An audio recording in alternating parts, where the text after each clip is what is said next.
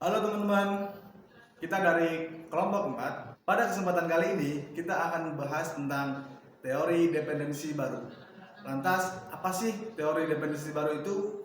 Mari kita simak video berikut ini. Sejarah teori dependensi baru.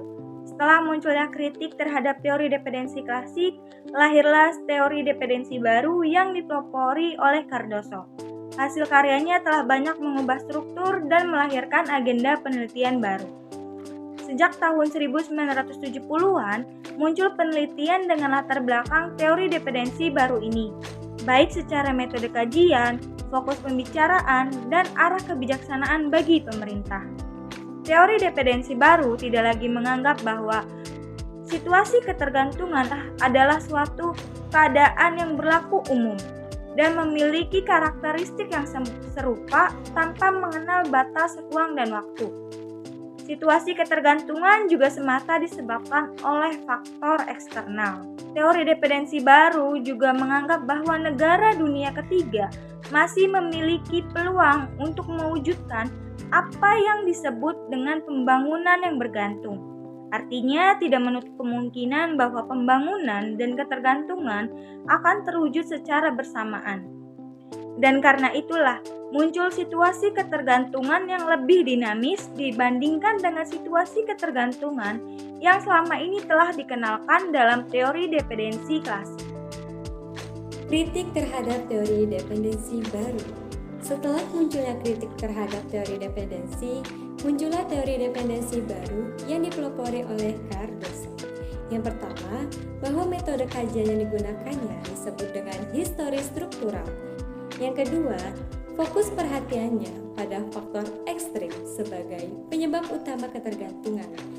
Dalam pandangan teori dependensi baru, persoalan pembangunan yang ada di dunia sekarang ini tidak dibatasi hanya pada pembahasan industri, substitusi impor, atau hanya sekedar memperdebatkan strategi pertumbuhan dalam bentuk pilihan antara orientasi ekspor atau tidak, pasar domestik atau pasar dunia, dan sebagainya. Yang terakhir, bahwa situasi ketergantungan dalam teori ini dilihat sebagai proses yang memiliki berbagai kemungkinan akhir yang terbuka. Persamaan dan perbedaan teori dependensi klasik dengan teori dependensi baru. Persamaan teori dependensi klasik dengan teori dependensi baru ada 4. Yang pertama, sama-sama memiliki fokus perhatian kepada negara dunia ketiga. Yang kedua, level analisis dua teori ini adalah nasional.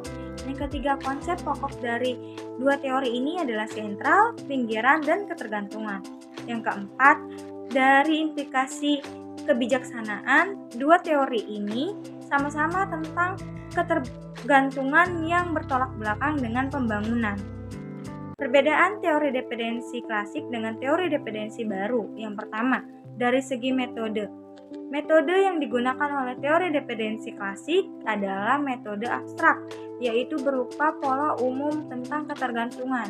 Sedangkan teori dependensi baru menggunakan metode historis, yaitu struktural dan situasi konkret tentang ketergantungan. Yang kedua, dari segi faktor pokok. Teori dependensi klasik menggunakan faktor eksternal, yaitu kolonialisme dan ketidakseimbangan nilai tukar. Sedangkan teori dependensi baru menggunakan faktor internal, yaitu negara dan konflik kelas. Yang ketiga, dari segi ciri ketergantungan. Teori dependensi klasik itu menggunakan fenomena ekonomi, sedangkan teori dependensi baru menggunakan fenomena sosial dan politik. Yang keempat, dari segi pembangunan dan ketergantungan. Teori dependensi klasik itu hanya bertolak belakang, hanya menuju kepada keterbelakangan. Sedangkan teori dependensi baru koeksistensi tentang pembangunan dan ketergantungan. Perspektif teori dependensi baru dalam sosiologi pembangunan. Teori dependensi baru dikemukakan oleh Cardoso tahun 1970. Latar belakang teori dependensi baru dapat dilihat baik dari metode kajian, yang mana metode kajian ini dapat disebut dengan kalimat histori struktural yang mampu mengembalikan peran analisis sejarah dalam ilmu sosial. Teori dependensi baru lebih tertarik pada bidang sosial dan politik dari ketergantungan.